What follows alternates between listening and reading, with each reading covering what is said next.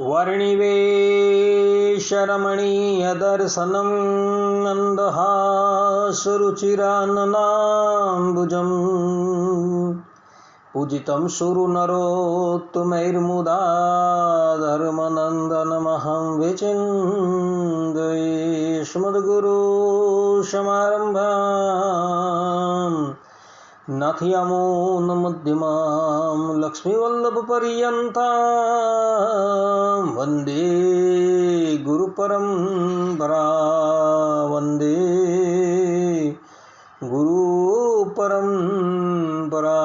सहजानंद स्वामी महाराजनी जय।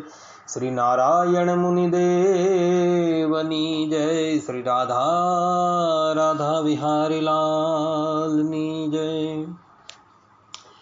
हरिशरणम निखिल हे प्रत्यनि कल्याणिकतान श्वेतर समस्त वस्तु विलक्षण अनंत कोटि ब्रह्मांड नायक श्रीदेवी भूदेवी नीलादेवी श्री राधा देवी समलंकृत सर्व अवताરના અવતારી સર્વ કારણના કારણ પરબ્રહ્મ પરમાત્મા ભગવાન શ્રી હરિની મહતી કૃપાથી આપણે બધા માનવ જીવનના સર્વોત્કૃષ્ટ લાભ એવા સત્સંગને માટે ઉપસ્થિત થયા છે। ઉપસ્થિત થનારા બધા જ ભગવદ ભક્તોના હૃદયની અંદર અપરોક્ષ રૂપે બિરાજમાન જગત કારણ તત્વ ભગવાન શ્રી હરિના ચરણની અંદર હું સાષ્ટાંગ દંડવત પ્રણામ કરી આજની આ દસમ સ્કંદની કથાનો શુભારંભ કરું છું। ભક્તો, ગયા વખતની દસમ સ્કંદની કથાની અંદર આપણે લોકોએ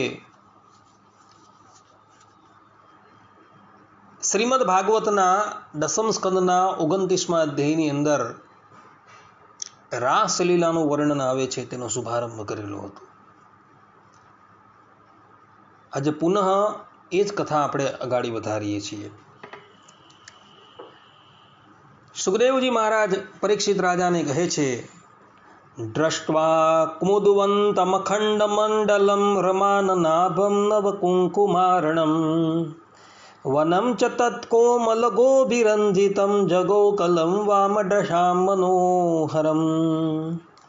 અર્થાત કે તે દિવસે ચંદ્રમંડળ અખંડ હતું, પૂર્ણિમાની રાત્રિ હતી, ચંદ્रमा નવા કેસર જેવા લાલ લાલ થઈ રહ્યા હતા, કાંઈક સંકોચ મિશ્રિત અભિલાષાથી યુક્ત જણાતા હતા।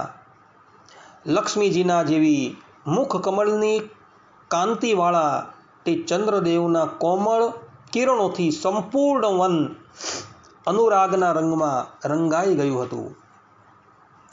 વનના ખૂણે ખૂણામાં તેમણે પોતાની ચાંદની દ્વારા અમૃતનો સાગર ભરી દીધો હતો। ભગવાન શ્રી કૃષ્ણે પોતાના દિવ્ય ઉજ્જવલ રસને જગાડનારી પૂરી સામગ્રી અને તે વનને જોઈને પોતાની વાંસળીની ઉપર વ્રજ સુંદરીઓના મનનું હરણ કરનારો કામબીજ ક્લીમનો મધુર વેણુનાદ છોડ્યો। અહીં ભક્તો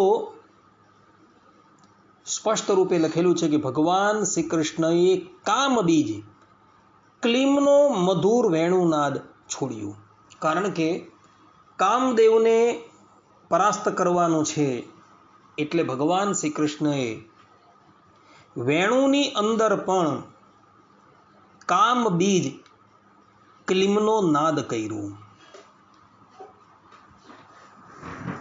સુખદેવજી મહારાજ કહે છે, નિસમ્ય ગીતમ તદનંગવર્ધનમ વ્રજ સ્ત્રિય કૃષ્ણ ગૃહીત માનસઃ આ જગ્મોરન્યોન્યમલક્ષિતોદ્યમઃ સયત્ર કાંતો જવલોલ કુંડલાઃ। ભગવાનનું તે વંશીવાદન ભગવાન પ્રત્યેના પ્રેમને, તેમને મળવાની લાલસાને અત્યંત વધારનારું હતું। આમ તો શ્યામ સુંદરે પહેલાં જ ગોપીઓના મનને પોતાને વશ કરી લીધા હતા।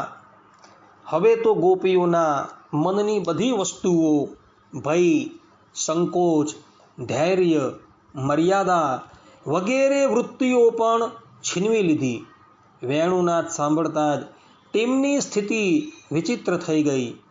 જેમણે શ્રી કૃષ્ણને પતિ રૂપે પ્રાપ્ત કરવા માટે એક સાથે સાધના કરી હતી, તે ગોપીઓ પણ એકબીજાને કહ્યા વિના ત્યાં સુધી કે એકબીજાની પોતાની ચેષ્ટાને છુપાવીને જ્યાં શ્રી કૃષ્ણ હતા ત્યાં જવા દોડી ગઈ. પરીક્ષિત તે એટલા વેગથી ચાલતી હતી કે તેમના કાનોના કુંડળ ખૂબ જ ડોલી રહ્યા હતા. ભગવાન શ્રી કૃષ્ણએ જ્યાં વેણુની અંદર કામબીજ ક્લીમનો નાદ કર્યો અને એ નાદ જ્યાં ગોપીઓને સંભળાવ્યો, ત્યાં જ ગોપીઓ પોતાનું બધું જ કાર્ય જે છે એ મૂકીને ભગવાન શ્રી કૃષ્ણની પાસે દોડી ગઈ. એણે પોતાની લાજ મર્યાદા જે છે એનો પણ ત્યાગ કરી લીધો છે અને એ ભગવાનની પાસે દોડી જાય છે. ગોપીઓ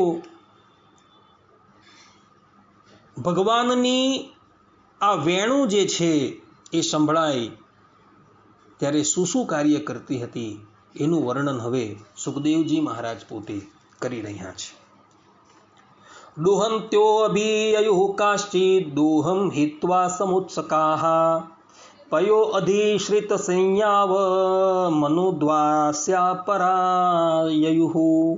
અર્થાત કે બંસીનો ધ્વનિ સાંભળીને જે ગોપીઓ દૂધ દોહી રહી હતી તે અત્યંત ઉત્સુકતાવશ દૂધ દોહવાનું છોડીને ચાલી નીકળી. જે ચૂલા પર દૂધ ગરમ કરી રહી હતી તે ઉકળતું દૂધ ચૂલા પર જ મૂકીને અને જે લાપસી બનાવી રહી હતી તે બનાવેલી લાપસી ચૂલા પરથી ઉતાર્યા વિના જ જેમની તેમ મૂકીને, આ ઉપરાંત જે ભોજન પીરસી રહી હતી તે પીરસવું મૂકીને, જે નાના બાળકને પયપાન કરાવી રહી હતી તે પયપાન કરાવવાનું છોડીને, જે પતિઓની સેવા શુશ્રૂષા કરી રહી હતી તે સેવા શુશ્રૂષા છોડીને અને જે પોતે ભોજન કરી રહી હતી તે ભોજન કરવું છોડીને પોતાના પ્રિય કૃષ્ણ પાસે દોડી ગઈ. કોઈ ગોપી પોતાના શરીર પર ચંદન અને સુગંધિત તેલ લગાડી રહી હતી અને કોઈક નેત્રોમાં કાજળ આંજી રહી હતી. તે આ બધું છોડીને તથા ઉલટા સુલટા વસ્ત્રો પહેરીને શ્રી કૃષ્ણ પાસે પહોંચી જવા દોડી ગઈ.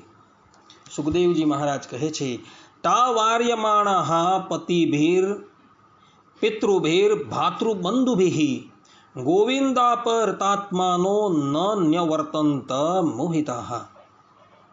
અર્થાત કે પિતા અને પતિઓએ, ભાઈ અને જ્ઞાતિબંધુઓએ તેમને રોકીને તેમની મંગલમયી પ્રેમ યાત્રામાં વિઘ્ન નાખ્યું, પરંતુ તે એટલી મોહિત થઈ ગઈ હતી કે રોકવા છતાં પણ ન રોકાઈ શકી. કઈ રીતે રોકાય?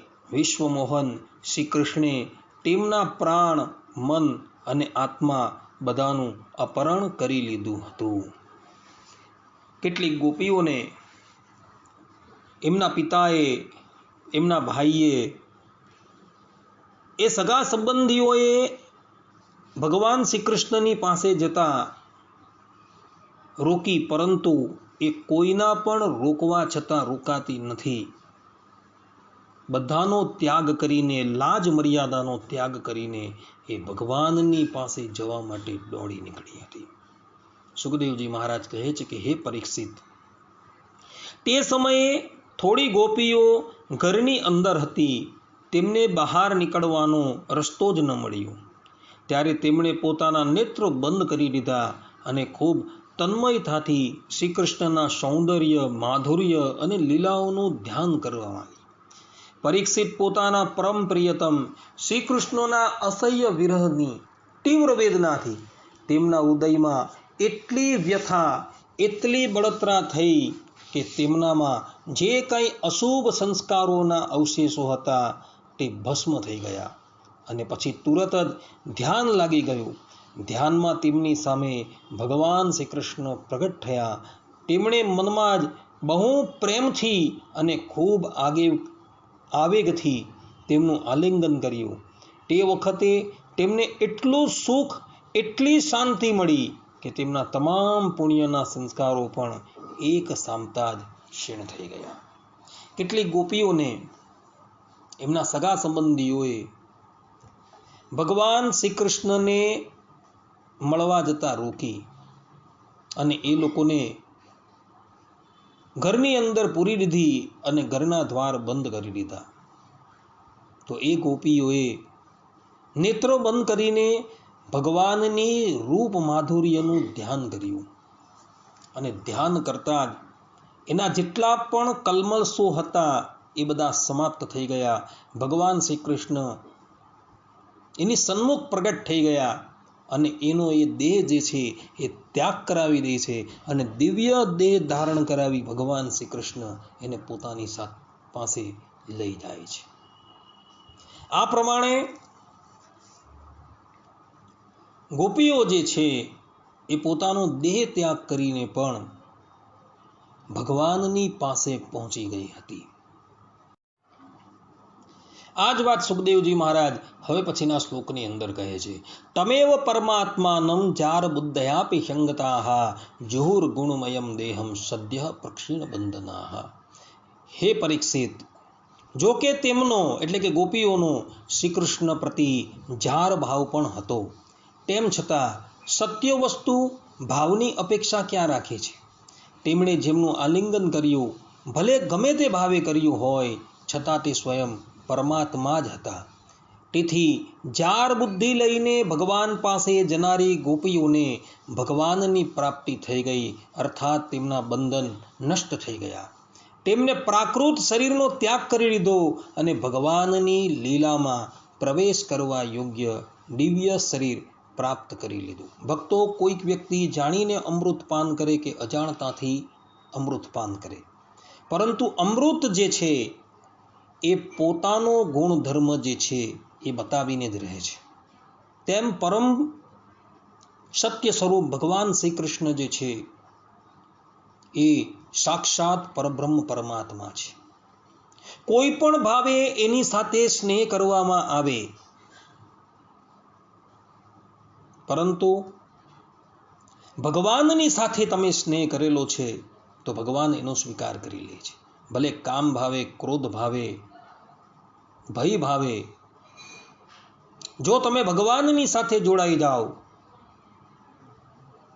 તો ભગવાન જે છે એનો એ ભાવ પણ સ્વીકાર કરે છે અને એનું કલ્યાણ કરે. એ જ વાત હવે સુખદેવજી મહારાજ અગાડી જે છે એ રાજાના પૂછવાથી કહેશે. પરીક્ષિત કહે છે, કૃષ્ણમ વિદુઃ પરમ કાંતમ નતુ બ્રહ્મતયા મુને ગુણ પ્રવાહો પરમસ્તાસામ ગુણ ધિયામ કથમ. અર્થાત, હે ભગવાન, ગોપીઓ તો ભગવાન શ્રી કૃષ્ણને માત્ર પોતાના પરમ પ્રિયતમ જ માનતી હતી. તેમનો ભગવાનમાં બ્રહ્મ ભાવ ન જ હતો, અર્થાત કે પરમાત્માનો ભાવ ન હતો. આ પ્રમાણે તેમની દ્રષ્ટિ પ્રાકૃત ગુણોમાં જ આસક્ત દેખાય છે. આવી સ્થિતિમાં તેમના માટે ગુણોના પ્રવાહરૂપી આ સંસારની નિવૃત્તિ કઈ રીતે સંભવ બની? પરીક્ષિત જે છે એ બહુ સુંદર પ્રશ્ન પોતે કરી રહ્યા છે. પરીક્ષિત તો એક નિમિત્ત છે, પરંતુ પરીક્ષિત જે છે એ આપણા બધા વતી આ પ્રશ્ન જે છે એ કરી રહ્યા છે. પરીક્ષિત કહે છે કે ગોપીઓ જે છે એ ભગવાન જાણતી ન હતી. એટલે કે અમુક ગોપીઓ જે છે એ શ્રી કૃષ્ણને ભગવાન જાણતી ન હતી, પરંતુ એ ભગવાન જાણ્યા વગર એ ભગવાનની સાથે પ્રેમ કરતી હતી. એટલે એની દ્રષ્ટિ જે છે એ પ્રાકૃત ગુણોની અંદર જ આસક્ત હતી. છતાં પણ એ સંસારના બંધનથી મુક્ત કેવી રીતના થઈ? આવું પરીક્ષિતજી પોતે પૂછી રહ્યા છે. એટલે કે ભગવાનને ભગવાન જાણ્યા વગર એ ભગવાનની સાથે જોડાય છે, છતાં પણ એનો સંસાર નિવૃત્ત કેવી રીતના થયો? સુખદેવજી મહારાજ પોતે કહી રહ્યા છે કે પરીક્ષિત, હું તમને પહેલા જ જણાવી ચૂકેલો હતો કે ચેદીરાજ શિશુપાલ ભગવાન પ્રત્યે દ્વેષ ભાવ રાખવા છતાં પોતાનું પ્રાકૃત શરીર છોડીને અપ્રાકૃત શરીરથી ભગવાનનો પાર્ષદ બની ગયો. આવી સ્થિતિમાં જે સમસ્ત પ્રકૃતિ અને તેના ગુણોથી અતીત ભગવાન શ્રી કૃષ્ણને પ્રિય છે અને તેમની સાથે અનન્ય પ્રેમ કરે છે, તે ગોપીઓ તેમને પ્રાપ્ત થઈ જાય એમાં કયા આશ્ચર્યની વાત છે? શ્રીમદ ભાગવતના 7મ સ્કંધની અંદર આ શિશુપાલની કથા આવે છે. શિશુપાલ જે દિવસથી સમજતો થયો તે દિવસથી પ્રાતઃકાળે ઊભો થઈને ભગવાનને નિત્ય ગાળ દેતો હતો. આ ઉપરાંત ભગવાનની જે પણ દિવ્ય લીલાઓ જે છે એ દિવ્ય લીલાઓની અંદર એ કંઈક ને કંઈક દોષ જોતો હતો અને કાયમ માટે જાગ્રત, સ્વપ્ન અને સુષુપ્તિ એ ત્રણેય અવસ્થાની અંદર એ કેવલ ને કેવલ ભગવાનની નિંદા કરતો હતો, એમના ગુણોની અંદર દોષ બુદ્ધિ કરતો હતો અને એને લઈને એના મનની વૃત્તિ જે છે એ ભગવાનમય થઈ ગઈ હતી. એ હંમેશા એવું જ સમજતો હતો કે શ્રી કૃષ્ણ જે છે એ મારી સન્મુખ ઉપસ્થિત છે અને મારી સન્મુખ ઉપસ્થિત થતા હું એને અપશબ્દ બોલી દઉં અને એને લઈને એનું મન જે છે એ કૃષ્ણમય થઈ ગયું હતું. અને જ્યારે રાજસૂય યજ્ઞની અંદર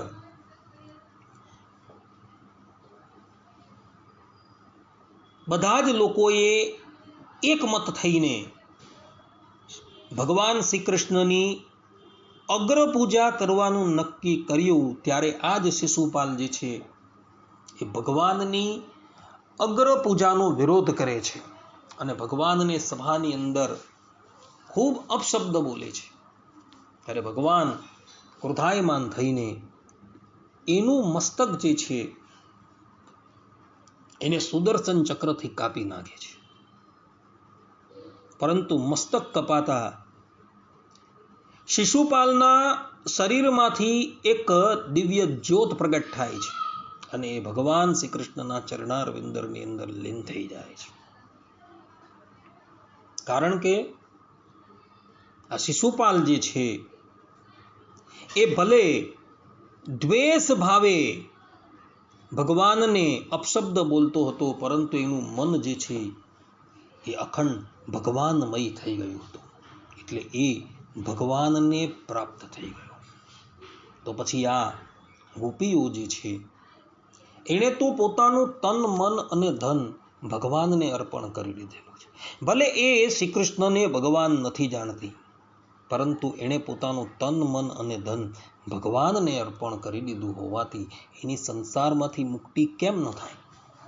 અવશ્ય મુક્તિ થઈ જાય. એ જ વાત સુખદેવજી મહારાજ જે છે એ અગાડી કહી રહ્યા છે કે પરીક્ષિત, વાસ્તવમાં ભગવાન પ્રકૃતિ સંબંધી બુદ્ધિ વિનાશ, પ્રમાણ, પ્રમેય અને ગુણ ગુણી ભાવથી રહિત છે. તેઓ અચિંત્ય, અનંત, અપ્રાકૃત, પરમ કલ્યાણ સ્વરૂપ ગુણોના એકમાત્ર આશ્રય છે. એમણે આ જે પોતાને અને પોતાની લીલાને પ્રગટ કરી છે તેનું પ્રયોજન માત્ર એટલું જ છે કે જીવ તેના આધારે પોતાનું પરમ કલ્યાણ કરી શકે. ભગવાન પોતે આનંદમય છે, એને ઇતર કોઈ પણ આનંદની અપેક્ષા નથી. આત્મરતિ, આત્મમૈથુન, આત્મક્રીડન શાસ્ત્રોની અંદર કીધેલું છે. એષ આનંદમય બ્રહ્મ, એ પ્રમાણે શાસ્ત્રોમાં કહ્યું છે. લોકો ભગવાનની પાસેથી આનંદ ઉચ્છિષ્ટ લઈને આનંદિત થાય છે, પરંતુ ભગવાનનો એ આનંદ જે છે એ સ્વાભાવિક છે. સ્વાભાવિક જ્ઞાન બલ ક્રિયા છે. એણે કોઈની પાસે આનંદ જે છે એ ઉચ્છિષ્ટ લેવાની જરૂર નથી. એ પોતે આનંદમય છે. પરંતુ એમણે જે આ લીલા કરી એનો મુખ્ય ઉદ્દેશ્ય શું છે કે જીવ જે છે એ તેના આધારે પોતાનું પરમ કલ્યાણ જે છે એ કરી શકે છે. પરબ્રહ્મ પરમાત્મા ભગવાન શ્રી કૃષ્ણ એ નિખિલ હેય પ્રત્યેની કલ્યાણ એક તાન છે.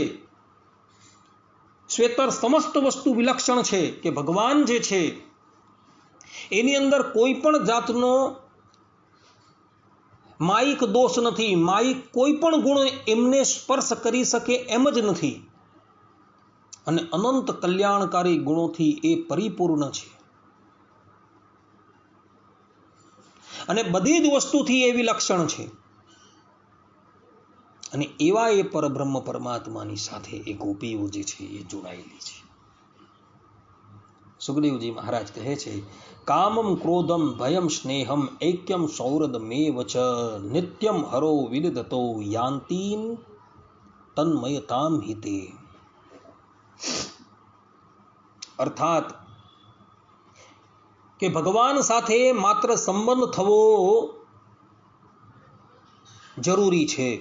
પછી તે સંબંધ ભલે ગમે તેવો હોય, કામનાનો હોય, ક્રોધનો હોય અથવા ભયનો હોય, સ્નેહ, સગપણ અથવા મિત્રતાનો હોય, ભલે ગમે તે ભાવથી ભગવાનમાં નિત્ય નિરંતર આપણી વૃત્તિઓ જોડી દેવાથી તે ભગવાન સાથે જોડાઈ જાય છે અને તેથી તે વૃત્તિઓ ભગવાનમય બની જાય છે અને તે જીવને ભગવાનની પ્રાપ્તિ થઈ જાય છે. ભક્તો, કોઈ પણ ભાવથી ભગવાનની સાથે જોડાવવાનું છે. ગોપીઓ જે છે એ કામ ભાવથી ભગવાનની સાથે જોડાયેલી છે. શિશુપાલ, દંતવક્ત્ર, જરાસંઘ ઇત્યાદિ જે છે એ દ્વેષ ભાવ એટલે કે ક્રોધ ભાવથી જોડાયા છે. કંસ જે છે એ ભય ભાવથી ભગવાનની સાથે જોડાયો છે. જે દિવસે આકાશવાણીએ કંસને કહ્યું કે દેવકીનો 8મો ગર્ભ જે છે એ તારા મૃત્યુનું કારણ બનશે, તે દિવસથી લઈને કંસને જાગ્રત, સ્વપ્ન અને સુષુપ્તિ અવસ્થાની અંદર પોતાની સન્મુખ હાથની અંદર સુદર્શન ચક્ર લઈને શ્રીમન નારાયણ ભગવાન ઊભા છે એવો જ ભય રહેતો હતો અને એને લઈને કંસ રાજાની વૃત્તિ જે છે એ ભગવાનમય થઈ ગઈ હતી. તો એ દેહ ત્યાગ કરીને ભગવાનની પ્રાપ્તિ કરે છે.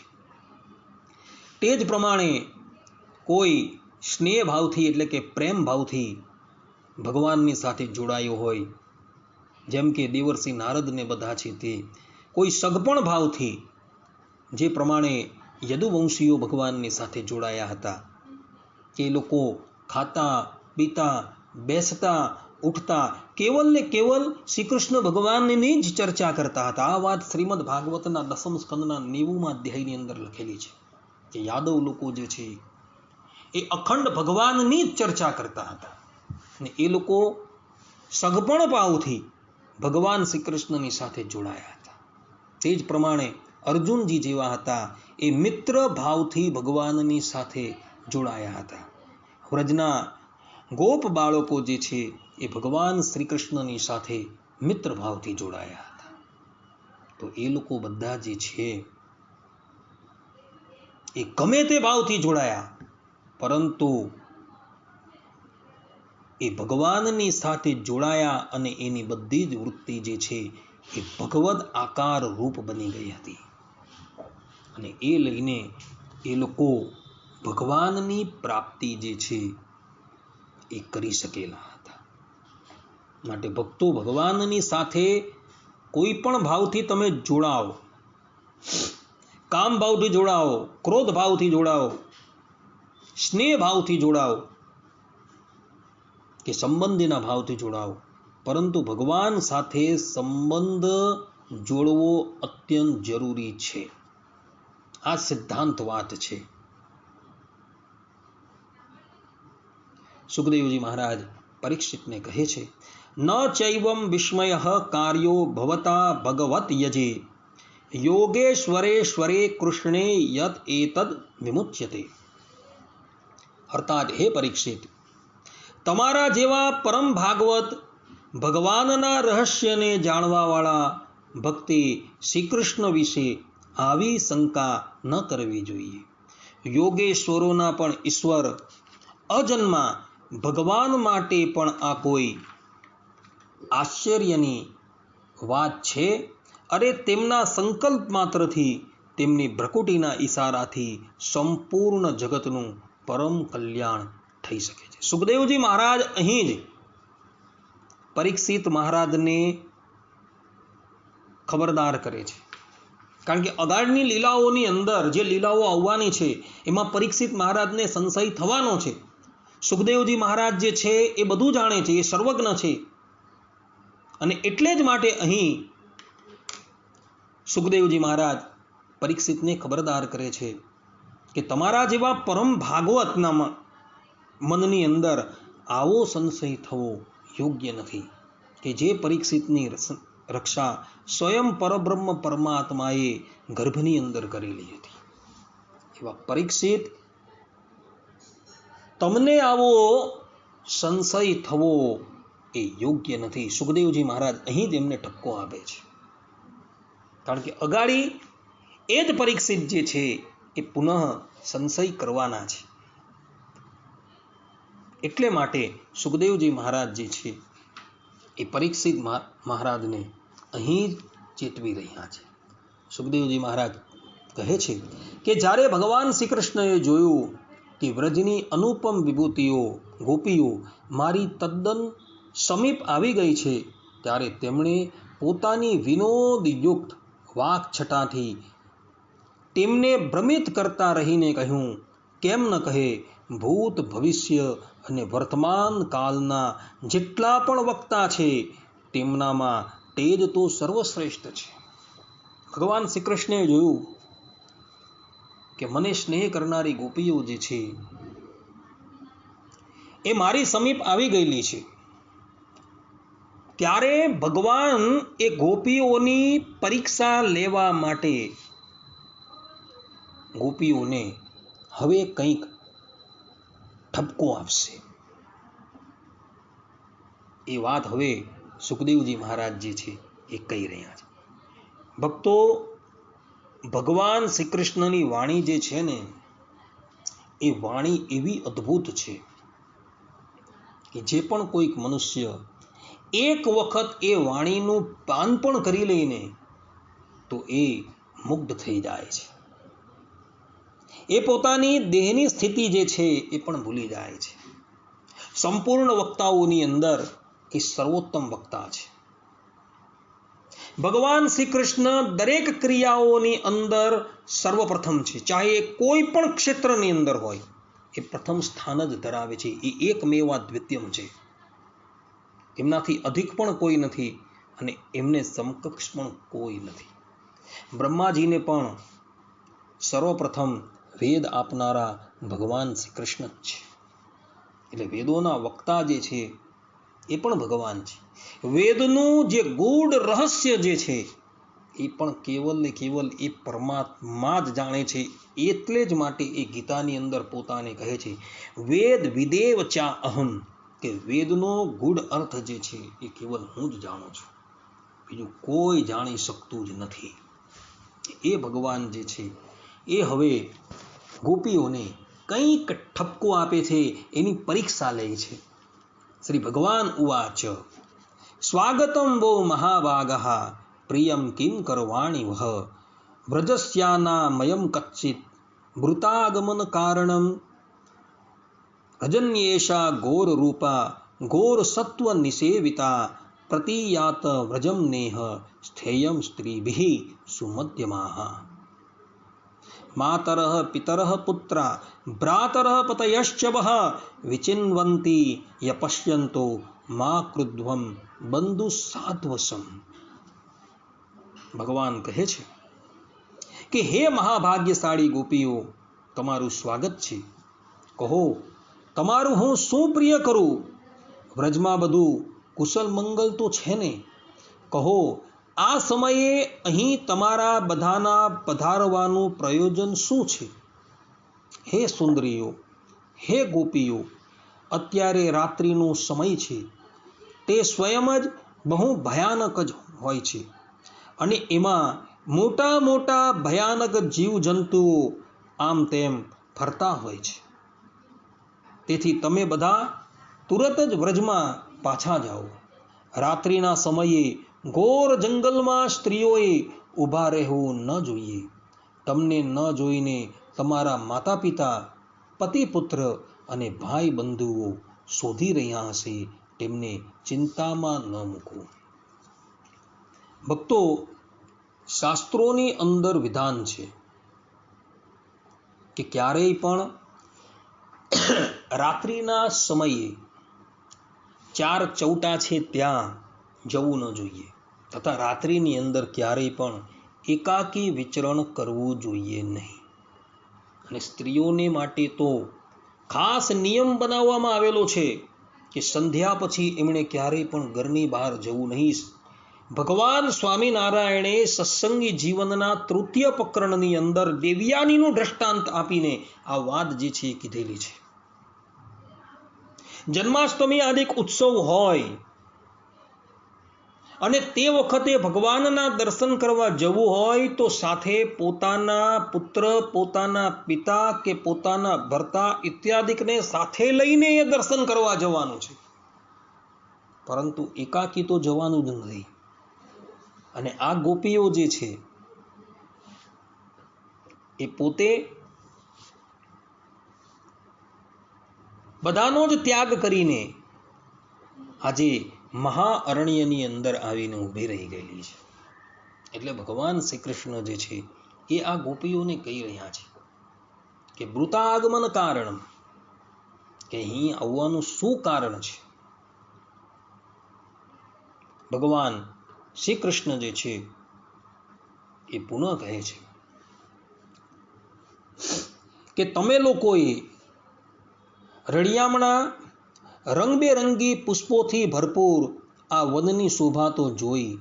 શરદ પૂર્ણિમાના પૂર્ણચંદ્રના કોમળ કિરણોથી એ રંગાયેલું છે, જાણે તેણે પોતાના હાથે ચિત્રકારી કરી હોય. અને યમુનાના જલનો સ્પર્શ કરીને વહેનારા શીતલ વાયુની મંદ મંદ ગતિથી હાલી રહેલા વૃક્ષો પરના પલ્લવો જે આ વનની શોભાને અનુપમ બનાવી રહ્યા છે તે પણ તમે જોઈ લીધું. તેથી હવે તો તમે બધાએ પાછું જવું જોઈએ. ભગવાન શ્રી કૃષ્ણ કહે છે કે વનની અંદર તમે આ વનની શોભા જોવા માટે જો આવી હોવ તો એ શોભા તો બધી તમે જોઈ લીધી, માટે હવે પુનઃ તમે તમારા ઘરે જાઓ. આ પ્રમાણે ભગવાન શ્રી કૃષ્ણ જે છે એ ગોપીઓને પુનઃ ઘરે મોકલવાનો પ્રયાસ કરી રહ્યા છે. ભગવાન શ્રી કૃષ્ણ કહે છે તદયાત મા ચિરમ ગોષ્ઠમ શુશ્રુષદ્વમ પતિમ સતિઃ ક્રંદંતી વત્સાબાલાશ્ચ તાન પાયયત દુય્યત અથવા મદભિસ્નેહાદ ભવન્ત્યો યંત્રિતાશયઃ આગતા યપપન્નમ વહ પ્રિયન્તે મયિ જંતવઃ ભર્તુઃ શુશ્રૂષણમ સ્ત્રીણામ પરો ધર્મો યમાયયા તદ્બંધૂનામ ચ કલ્યાણ્યઃ પ્રજાનામ ચાનુપોષણમ દુઃશીલો દુર્ભગો વૃદ્ધો જડોરોગ્ય ધનોપિવા પતિઃ સ્ત્રીભિર્ન હાતવ્યો લોકેપ્સુભીરપાતકી અસ્વર્ગમ અયશસ્યમ ચ ફલ્ગુમ કૃચ્છમ ભયાવહમ જુગુપ્સિતમ ચ સર્વત્ર ઔપપત્યમ કુલસ્ત્રિયઃ શ્રવણાદ દર્શનાદ ધ્યાનાદ મયી ભાવો અનુકીર્તનાદ ન તથા સન્નિકર્ષેણ પ્રતિયાત તતો ગૃહાન. ભગવાન શ્રી કૃષ્ણ કહે છે કે હવે વિલંબ ન કરો, શીઘ્રતાથી તમે વ્રજમાં પાછા વળો. તમે લોકો કુળવાન અને સતી સ્ત્રીઓ છો. જાઓ, તમારા પતિદેવોની સેવા શુશ્રૂષા કરો. જુઓ, તમારા ઘરના નાના બાળકો અને ગાયોના વાછરડા તમારા વિના ઝૂરતા હશે, તેમને જઈને દૂધપાન કરાવો. જો તમે મારા પ્રેમને વશ થઈ અહીં આવી છો તો તેમાં કશી અનુચિત વાત નથી. તે તો તમારે યોગ્ય જ છે કેમ કે જગતના પશુ પક્ષી સુધીના બધા જીવો મને પ્રેમ કરે છે અને મને જોઈને પ્રસન્ન થાય છે. ભગવાન શ્રી કૃષ્ણ કહે છે કે તમે મારા પ્રેમને વશ થઈને જો અહીં આવી છો તો તેમાં કોઈ પણ અનુચિત વાત નથી, કારણ કે સંપૂર્ણ જગતના લોકો જે છે,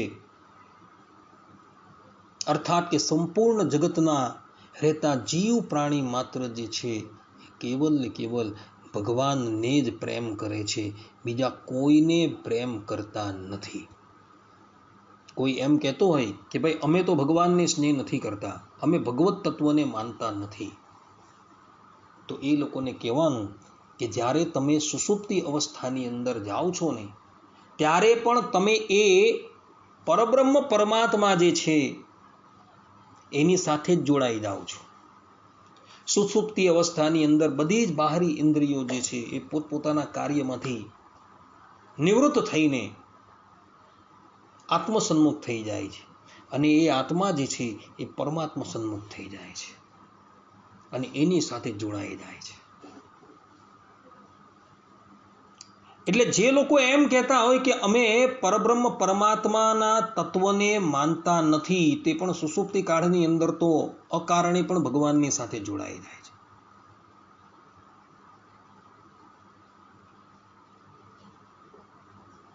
કોઈ એમ કહે કે ભાઈ અમે પરમાત્માને માનતા નથી, તો એને પૂછવાનું કે ભાઈ તું આનંદને તો માને છે ને? તો એ વ્યક્તિ કહેશે કે હા અમે આનંદને તો માનીએ છીએ. તો એ આનંદ જે છે ને એ જ પરમાત્મા છે, કારણ કે શાસ્ત્રને કહ્યું છે એષ આનંદમય બ્રહ્મ. શ્રીમદ ભાગવતના 10મ સ્કંદની અંદર કુબજાનું ચરિત્ર આવે છે અને ત્યાં લખેલું છે કે કુબજાએ આનંદનું આલિંગન કર્યું. વાલ્મીકી રામાયણની અંદર કહે છે આ જગતની અંદર કોઈ પણ વ્યક્તિ નાસ્તિક નથી, બધા જ આસ્તિક છે. કેમ? કારણ કે બધા આનંદને તો માને જ છે કે અમને આ વિષય થકી આનંદની પ્રાપ્તિ થશે, તો એ આનંદ જે છે ને એ જ પરમાત્મા છે. એટલે બધા જ વ્યક્તિઓ આસ્તિક છે, કોઈ નાસ્તિક નથી. ભગવાન શ્રી કૃષ્ણ કહે છે પરંતુ હે કલ્યાણી ગોપીઓ, સ્ત્રીઓનો પરમ ધર્મ એ જ છે કે તેઓ પતિ અને પરિવારની નિષ્કપટ ભાવે સેવા કરે અને સંતાનોનું પાલન કરે. ભક્તો, શાસ્ત્રોની અંદર પતિવ્રતા સ્ત્રીઓનો ધર્મ બતાવેલો છે. પતિવ્રતા સ્ત્રીઓનો પરમ ધર્મ કયો? તો કેવલ ને કેવલ પતિની સેવા કરવી એ જ છે. એના સિવાય એનો બીજો કોઈ ધર્મ નથી. ભગવાન સ્વામિનારાયણે પણ શિક્ષાપત્રીની અંદર આ વાત લખેલી છે કે સભર્તુકાભિર નારીભિઃ સેવ્યઃ સ્વપતિ રીશવત અંધો રોગી દરિદ્રો વા ષંડો વાચ્યમ ન દુર્વચઃ. અર્થાત કે જે સુવાસિની બાઈઓ એટલે કે પતિવ્રતા બાઈઓ, તેમણે પોતાનો પતિ અંધ હોય, રોગી હોય, દરિદ્ર હોય, નપુંસક હોય તો પણ તેને ઈશ્વરની પેઠે સેવવો અને તે પતિ પ્રત્યે કટુ વચન ન બોલવું. જે શ્રી કૃષ્ણ ભગવાન કહે છે એ જ ભગવાન સ્વામિનારાયણ કહે છે કે સ્ત્રીઓનો પરમ ધર્મ શું છે? તો સ્ત્રીઓનો પરમ ધર્મ જે છે પોતાના પતિની સેવા કરવી, બીજો એનો કોઈ ધર્મ નથી. ભલે પોતાનો પતિ ગમે તેવો હોય, પરંતુ જો એને ઈશ્વર ભાવે સેવતી હોય ને તો એનું કલ્યાણ થઈ જાય. ભલે એના પતિનું કલ્યાણ થાય કે ન થાય, પરંતુ જે સ્ત્રી પોતાના પતિની અંદર ઈશ્વર ભાવ રાખીને એની સેવા કરતી હોય ને તો એ સ્ત્રીનું કલ્યાણ થઈ જાય છે. આ સંબંધની અંદર શાંડિલી નામની જે પતિવ્રતા જે છે તેનું દ્રષ્ટાંત પૂરતું છે. એનો પતિ જે છે એ એટલો બધો અધર્મી હતો. જગતની અંદર જેટલા પણ કુકર્મો છે બધા જ કરી ચૂકેલો હતો. છતાં પણ એ શાંડિલી જે હતી એ એની ઈશ્વર ભાવે સેવા કરતી હતી અને એને લઈને એ ભગવાનની માયાને તરી તો ગઈ, પરંતુ સાથે સાથે પોતાના પતિને પણ એ તારતી ગઈ. માટે ભગવાન શ્રી કૃષ્ણ અને ભગવાન સ્વામિનારાયણે એ જ વાત જે છે એ અહીં કરેલી છે. પતિવ્રતા સ્ત્રી જે છે એણે નિષ્કપટ ભાવે પોતાના પતિની સેવા કરવાની છે. ભગવાન શ્રી કૃષ્ણ કહે છે, જે સ્ત્રીઓને ઉત્તમ લોક પ્રાપ્ત કરવાની અભિલાષા હોય તેમણે પાપીને છોડીને બીજા કોઈ પણ પ્રકારના પતિનો પરિત્યાગ ન કરવો, ચાહે તે ખરાબ સ્વભાવવાળો, ભાગ્યહીન, વૃદ્ધ, મૂર્ખ, રોગી અથવા નિર્ધન પણ કેમ ન હોય. શાસ્ત્રોની અંદર લખેલું છે ભક્તો કે જે સ્ત્રી હોય એ સ્ત્રીનો પતિ જે છે એ મહાપાપથી ગ્રસ્ત થઈ ગયેલો હોય. મહાપાપ કયા કયા? સર્વપ્રથમ બ્રાહ્મણની હત્યા કરવી, ત્યારબાદ ગુરુ સ્ત્રીની સાથે વ્યભિચાર કરવો, સુવર્ણની ચોરી કરવી અને મદ્યપાન કરવું. આ જે કહેવામાં આવે ને એ મહાપાપ છે. આ પાપમાંથી એક પણ પાપ સ્ત્રીના પતિએ કરેલું હોય તો એ સ્ત્રી એ પોતાના પતિનો ત્યાગ કરી શકે છે, એમાં એને દોષ નથી. અથવા તો એ પાપ કરનાર જે છે એ પાપ કરનાર જો એનું પ્રાયશ્ચિત કરી લે તો પછી એ સ્ત્રી જે છે એ એને અપનાવી શકે છે. પરંતુ પાપનું પ્રાયશ્ચિત નથી કરેલું તો પછી એ જે સ્ત્રી જે છે એ એનો ત્યાગ કરી શકે છે. કરી શકે છે, હું જે શબ્દો બોલું તેના પર ધ્યાન રાખો કે કરી શકે છે. ઈચ્છા હોય તો કરી શકે ને ન ઈચ્છા હોય તો પછી એની સાથે રહી શકે છે. અહીં ભગવાન શ્રી કૃષ્ણ જે છે એ સ્પષ્ટ રૂપે કહી રહ્યા છે કે પાપીને છોડીને, અર્થાત કે જે સ્ત્રીનો પતિ પાપી હોય એને બાદ કરતા પતિ જે છે એ અંધ હોય, મૂર્ખ હોય, ભાગ્યહીન હોય કે રોગી હોય એનો એને ત્યાગ નથી કરવાનો, પરંતુ એણે એની સેવા કરવાની છે. આ વાત ભગવાન સ્વામિનારાયણે પણ શિક્ષાપત્રીની અંદર કહેલી છે. ભગવાન શ્રી કૃષ્ણ કહે છે કે કુળવાન સ્ત્રીઓ માટે જાર પુરુષની સેવા બધી રીતે નિંદનીય છે. આનાથી તેમના પરલોક બગડે છે, સ્વર્ગ પ્રાપ્તિ થતી નથી, સુખનો અને યશનો નાશ થાય છે. આ કુકર્મ સ્વયં તો અત્યંત તુચ્છ અને ક્ષણિક છે. આમાં પ્રત્યક્ષ વર્તમાનમાં પણ દુઃખ જ દુઃખ છે. મોક્ષ વગેરેની તો વાત જ જવા દો. આટલું સાક્ષાત પરમ ભયરૂપ નરકનો રસ્તો છે. જે કુલવાન સ્ત્રી છે એણે ક્યારેય પણ વ્યભિચાર કરવાનો નથી. કારણ કે પતિવ્રતા જે છે એ પતિવ્રતાએ પોતાનો પતિ ગમે તેવો હોય છતાં પણ એને ઈશ્વરની જેમ જ સેવવાનું છે. અને બીજો પુરુષ હોય એ ગમે તેવો હોય છતાં પણ એનો પ્રસંગ ક્યારેય પણ કરવાનો નથી. આ વાત ભગવાન સ્વામિનારાયણે પણ શિક્ષાપત્રીની અંદર 160માં શ્લોકની અંદર સ્પષ્ટ રૂપે કહેલી છે. રૂપ યૌવન યુક્તસ્ય ગુણીનો અન્ય નરસ્ય તુ પ્રસંગો નૈવ કર્તવ્યઃ તાભી સાહજિકો અપી ચ. અર્થાત ભગવાન સ્વામિનારાયણ પતિવ્રતા સ્ત્રીઓને કહે છે કે સુવાસીની સ્ત્રીઓ તેમણે રૂપ ને યૌવન તેણે યુક્ત અને ગુણવાન એવો જે અન્ય પુરુષ તેનો પ્રસંગ સહજ સ્વભાવે પણ ન કરવો. કારણ કે જો એનો સંગ કરવામાં આવે તો એ સ્ત્રી જે છે એ પતિવ્રતાના ધર્મ પરથી ભ્રષ્ટ થઈ જશે. સ્ત્રી શબ્દનો અર્થ જ થાય છે લજ્જા, અર્થાત કે લજ્જાનો ત્યાગ કરીને એ કામિની, પુંસચલી કે સ્વૈરિણી બની જશે ને તો પોતે આ લોકની અંદર પણ અપકીર્તિ પ્રાપ્ત કરશે અને પરલોકની અંદર પણ એને નારકીય ગતિ પ્રાપ્ત થશે. માટે અહીં ભગવાન શ્રી કૃષ્ણ અને શિક્ષાપત્રીની અંદર ભગવાન સ્વામિનારાયણ સ્પષ્ટ રૂપે પતિવ્રતા સ્ત્રીઓને આજ્ઞા કરે છે કે જો તમે આ લોકની અંદર અને પરલોકની અંદર પોતાનું કલ્યાણ ઈચ્છતા હોવ તો તમારો જે પતિ જે છે એ પતિની અંદર જ તમારે સંતુષ્ટ રહેવાનું છે. અને આ જ વાત પુરુષોને પણ લાગુ પડે છે.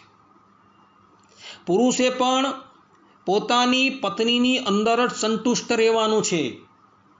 જગતની બાકીની બધી જ સ્ત્રીઓ જે છે એ એને માટે સીતાજી, રૂકમણીજી અને રાધાજી છે. એ જ પ્રમાણે સ્ત્રીઓએ પણ પોતાના પતિને બાદ કરતા સંપૂર્ણ જગત જે છે એ કેવલ ને કેવલ ભગવત સ્વરૂપ છે. મારા પિતા છે, મારા ભ્રાતા છે, એ જ ભાવના રાખવાની છે, બીજી કોઈ ભાવના રાખવાની નથી. અન્યથા જે સ્ત્રી અને જે પુરુષ વ્યભિચારની અંદર પ્રવૃત્ત થાય છે ને, શ્રીમદ ભાગવતની અંદર પંચમ સ્કંદના અંતિમ અધ્યાયની અંદર સ્પષ્ટ રૂપે લખેલું છે કે એવા વ્યક્તિઓ જ્યારે દેહ ત્યાગ કરીને યમરાજના ઘરે જાય છે ને ત્યારે એ વ્યભિચાર કરનારી સ્ત્રી જે છે ને એ સ્ત્રીને અગ્નિની અંદર તપાવેલા પુરુષના પૂતળાની સાથે આલિંગન કરાવવામાં આવે છે. અને એ જ પ્રમાણે પુરુષ જો વ્યભિચારની અંદર પ્રવૃત્ત થાય તો એ દેહ ત્યાગ કરીને જ્યારે યમાલયની અંદર જાય છે ત્યારે ત્યાં યમદૂતો જે છે એને અગ્નિની અંદર તપાવેલી સ્ત્રીની સાથે આલિંગન કરાવે છે. આટલી ભયાનક સજા છે. માટે ભક્તો, ભગવાન સ્વામિનારાયણ પણ કહે છે કે વ્યભિચારો ન કર્તવ્ય, ક્યારેય પણ વ્યભિચાર ન કરવો જોઈએ. ભગવાન શ્રી કૃષ્ણ કહી રહ્યા છે કે હે ગોપીઓ, મારી લીલા અને ગુણોના શ્રવણથી, રૂપના દર્શનથી, આ બધાના કીર્તનથી અને ધ્યાનથી જેવી અનન્ય પ્રેમની પ્રાપ્તિ થાય છે તેવી પાસે રહેવાથી થતી નથી. તેથી તમે લોકો અત્યારે પાછા ફરો. જે આનંદ વિયોગની અંદર હોય છે ને એ સન્મુખની અંદર ક્યારેય પણ હોતો નથી. પતિની અનુપસ્થિતિની અંદર પતિવ્રતા સ્ત્રીનું મન જે છે હંમેશા પતિની અંદર જ લાગેલું હોય છે.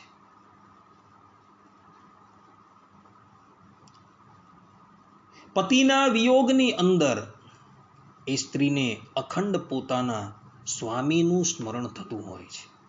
તે જ પ્રમાણે ભગવાન શ્રી કૃષ્ણ પણ અહીં કહી રહ્યા છે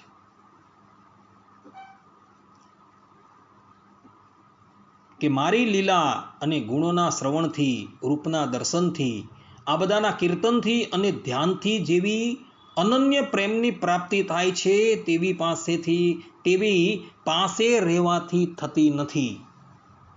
માટે તમે બધા જે છે પુનઃ તમારા ઘરે જાઓ.